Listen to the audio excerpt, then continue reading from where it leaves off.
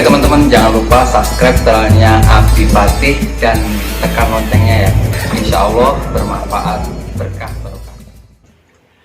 Assalamualaikum warahmatullahi wabarakatuh. Para sahabat Abi Fatih, alhamdulillah kita dipertemukan lagi. Semoga kita tetap sehat walafiat dalam lindungan Allah Subhanahu wa taala. Kali ini kita akan membahas dua masalah. Yang pertama, yakni terbiasanya mulut mengucapkan kata-kata kotor. Bagaimana ini solusinya? Menurut hadis Rasulullah SAW. Yang kedua, yakni ketika kendaraan kita terpleset atau jatuh, apa yang seharusnya kita ucapkan? Ini sangat penting sekali para ikhwan, karena ini sudah terbiasa sekali kita mengalaminya. Sahabat Abi Fatih, yang pertama, apabila kita mendengarkan sahabat kita, teman kita, saudara kita, atau bahkan kita sendiri terbiasa mengucapkan kata-kata kotor, hendaknya kita memperingatkannya supaya menggantinya dengan kalimat yang lebih bagus daripada itu. Sebab jikalau kata-kata kotor itu didengarkan oleh orang, maka sangat riskan sekali apabila itu didengarkan dan menyebabkan orang lain akan berprasangka buruk kepada kita. Dan juga takutnya, yang paling takut ini, yakni ketika kita didatangi malaikat Israel untuk menyabut nyawa kita, kita sudah terbiasa mengucapkan hal itu, dan itu yang akan keluar dari mulut kita. Maka dari itu sangat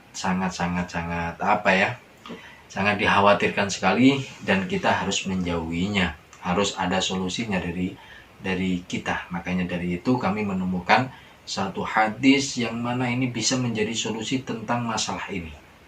Akan tetapi sebelum kita simak, kita telaah hadis ini, contoh dari kata-kata kotor seperti ini. Dan upload lagi lang, kepet kamu tuh memang. Habis itu ancuk. Para sahabat, kata-kata kotor seperti itu janganlah sampai keluar dari atau terbiasa keluar dari mulut kita. Maaf, bukan menghakimi atau menyindir salah seorang, itu hanya contoh saja. Yang barusan kita lihat adalah contoh saja.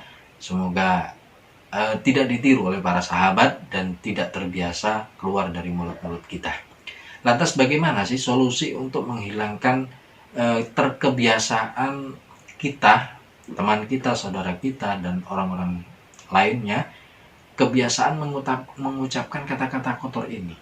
Yakni kata Rasulullah SAW, ada satu hadis yang mana hadis ini diriwayatkan dari sahabat Hudzaifah radhiyallahu an. Beliau mengadu kepada Rasulullah SAW dan berkata, "Zaraba lisani, ya Rasulullah, lesanku ini sering mengucapkan kata-kata kotor. Bagaimana ini solusi?" Rasulullah tidak memarahinya, juga tidak menegurnya, dan juga tidak menyalahkannya. Akan tetapi Rasulullah langsung bertanya dan memberi solusi. Apa yang ditanyakan Rasulullah SAW itu, yakni Rasulullah SAW mendengar aduan dari Hudzaifah itu. Rasulullah malah bertanya, "Aina anta minal istighfar?" Istighfarmu mana? Istighfarmu mana? Sehingga kamu tidak bisa mengendalikan lesanmu untuk mengucapkan kata-kata kotor. Aina anta minal istighfar? Istighfarmu mana? Langsung Hudzaifah mendengar apa yang disampaikan Rasulullah. Beliau berkata sendiri, "Inni la astaghfirullah azza wa jalla kulla yaum mi'ata marrah." Sungguh aku akan membaca istighfar kepada Allah azza wa jalla sehari 100 kali. Para sahabat Abi Fatih, inilah solusi bagaimana cara menghilangkan kebiasaan buruk mulut kita mengucapkan kata-kata kotor, yakni memperbanyak membaca istighfar.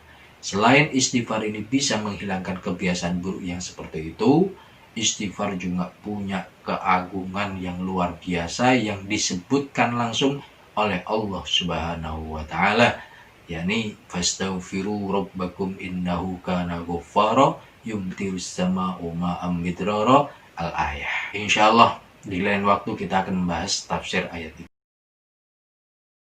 Yang kedua para sahabat, apabila kendaraan kita terpleset atau jatuh, biasanya orang ini kan sedikit kecewa, sedikit terganggu lah perjalanannya dan lain sebagainya. Jikalau dia mempunyai kepentingan yang mendesak, akhirnya atau tiba-tiba kendaraannya terjatuh, terpleset, dia akan mengucapkan kata-kata yang kurang menyenangkan apabila didengar. Dulu ada sahabat Rasulullah Shallallahu Alaihi Wasallam, dalam hadisnya disebut rojulun, berarti ini belum diketahui siapa rojulun itu, siapa sahabat itu. Beliau berboncengan dengan Rasulullah Shallallahu Alaihi Wasallam dalam kendaraannya Rasulullah Shallallahu Alaihi Wasallam. Jadi Rasulullah mengendarai kendaraan, entah itu onta atau kuda atau khimar, beliau ikut bonceng di belakang Rasulullah Shallallahu Alaihi Wasallam. Tiba-tiba kendaraannya itu terpleset dan sahabat tadi mengucapkan ta'isa syaitan, celakalah kau setan, celakalah kau setan. Rasulullah Shallallahu Alaihi Wasallam mendengar hal ini, lalu beliau mengajari sahabat itu apa yang seharusnya dikatakan jikalau kendaraannya jatuh ataupun terpleset. Rasulullah Shallallahu Alaihi Wasallam bersabda, la takul ta'isha syaitan, janganlah kau ucapkan ta'isha syaitan. Kata-kata ta'isha ini ada dua wajah, ada dua cara membacanya, ada yang membaca ta'isha, ada yang membaca ta'asha. Wallahu a'lam. Akhirnya Rasulullah Shallallahu Alaihi Wasallam mengucapkan pada sahabat tersebut, la takul ta'isha syaitan, kamu jangan mengucapkan celaka setan. Fa innaka idza qulta dzalika ta'adhama hatta yakuna mislal bait wa yaqulu bi quwwati. Apabila kamu mengucapkan ta'isha syaitan, celakalah setan, maka setan itu akan membesar seperti rumah dan dia mengucapkan bikuwati, demi atau dengan kekuatanku yang mencelakakan. Maka dari itu para sahabat, jangan ucapkan kata-kata yang mengandung hal-hal yang tidak baik. Biasanya kan para muda-mudi kita jatuh setan, iblis dan lain sebagainya. Itu setan akan bangga, setan akan besar badannya seperti rumah dan mengucapkan bikuwati. Maka dari itu jangan ucapkan itu. Lantas apa yang harus kita ucapkan? Rasulullah melanjutkan sabdanya, wala bismillah, walakin bismillah fa innaka idza qulta tasaghara hatta yakuna mislat babi. Akan tetapi ucapkanlah bismillah, maka setan apabila kamu mengucapkannya, setan akan mengecil seperti halnya lalat. Masya Allah. Jikalau kendaraan kita terpleset, jatuh, apapun yang terkena musibah kecil ini, maka kita mengucapkan bismillah supaya musuh kita setan ini mengecil seperti halnya lalat. Para sahabat Abi Fatih yang dirahmati Allah, syaitan ini adalah musuh abadi kita. Jangan sampai kita tertipu oleh syaitan. Allah Subhanahu wa taala memperingatkan di dalam Al-Qur'an, ya ayyuhan nasu kulu mimma fil ardi halalan thayyiban wa la tattabi'u khutuwati syaitan innahu lakum aduwwun mubin. Innama ya'murukum bis-su'i wal fakhsya'i wa an taqulu 'alallahi ma la ta'lam. Itulah syaitan. Janganlah ikuti syaitan, dia adalah musuhmu yang nyata. Sesungguhnya syaitan memerintahkan atau sesungguhnya syaitan menyuruhmu untuk berbuat kejelekan, kemungkaran.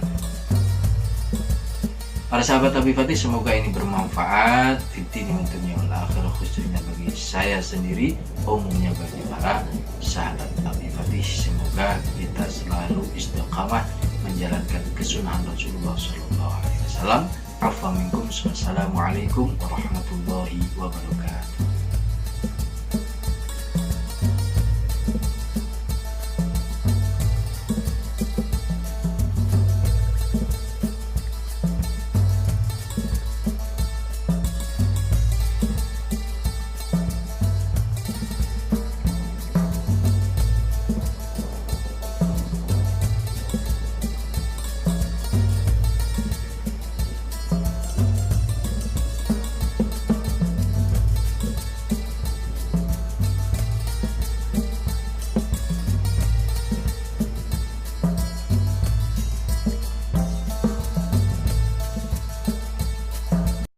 نتوسل بالحباب